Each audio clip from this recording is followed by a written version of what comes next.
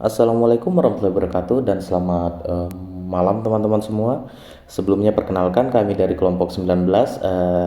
Mohon izin untuk membahas sedikit terkait dengan hasil dari penelitian kami serta pengabdian kami terhadap UMKM sekitar.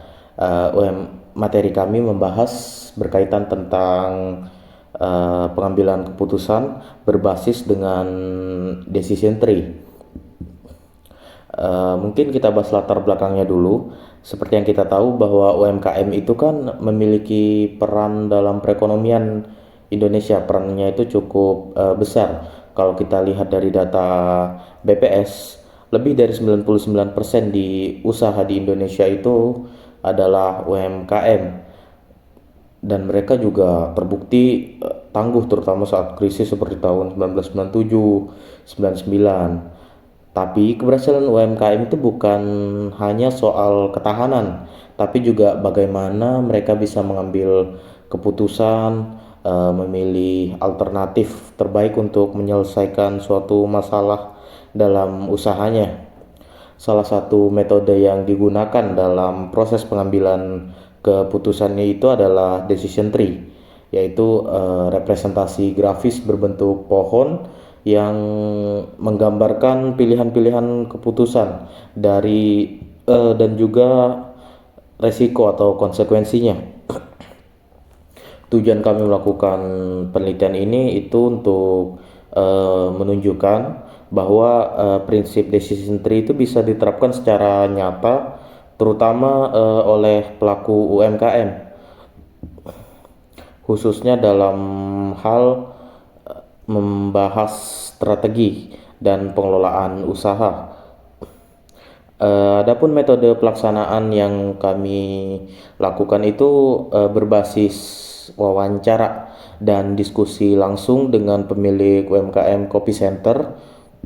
Eh, UMKM yang kami pilih itu eh, UMKM jenis fotokopi. Itu teman-teman pasti familiar semua, letaknya di depan Fakultas Ekonomi dan Bisnis, eh, yang bernama Kopi Center.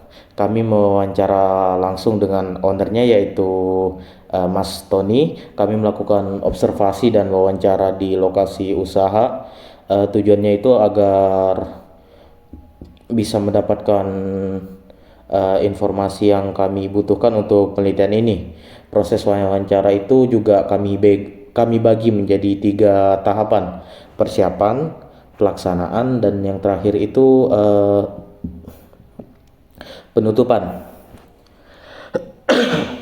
Persiapannya itu menyusun daftar pertanyaan, mengatur waktu wawancara. Lalu untuk pelaksanaan itu tentunya dilakukan langsung di tempat ya, secara terstruktur, mulai dari kenalan dulu, bertanya, dan closing. Baru yang terakhir itu penutupan. Di situ kami mengonfirmasi data serta menyampaikan terima kasih atau apresiasi kepada Mas Tony ya, karena bantuannya. Lalu ada juga alasan kenapa kami memilih UMKM Kopi Center ini, karena mempertimbangkan beberapa faktor. Contohnya itu keterbukaan pemilik. Itu perlu banget, soalnya kalau nggak terbuka itu pusing juga kita ambil datanya. Lalu lokasi yang strategis. Kapan lagi kan lurus dari kampus fakultas sedikit sudah sampai di UMKM-nya, serta keberlanjutan usaha yang sudah berjalan sejak tahun 2020. Mungkin itu yang bisa sampaikan. Selanjutnya akan disampaikan oleh rekan saya. Assalamualaikum warahmatullahi wabarakatuh. Saya Wahyudin akan menutup presentasi ini dengan menyampaikan kesimpulan, saran, dan ucapan terima kasih. Jadi berdasarkan wawancara dari observasi UMKM Kopi Center ini, UMKM ini telah menerapkan pengambilan keputusan yang logis dan terencana lewat decision tree, dan beberapa keputusan yang telah mereka ambil antara lain menyediakan layanan konsultasi akademik, membeli bahan baku langsung dari produsen, menggabungkan penjualan online dan offline, menyusun strategi pengadaan ETK saat permintaan sedang tinggi, serta membentuk tim kerja yang tetap.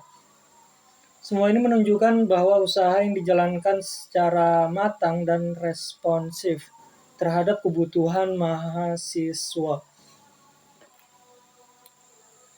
Saran dari kami agar usaha terus berkembang, ada beberapa hal. Yang pertama, menyediakan layanan pemesanan digital, melakukan evaluasi rutin terhadap kinerja dan kepuasan pelanggan, lalu memperluas layanan serta antar dokumen atau mungkin membuka cabang baru dan menjalin kerjasama antara organisasi mahasiswa atau pihak kampus.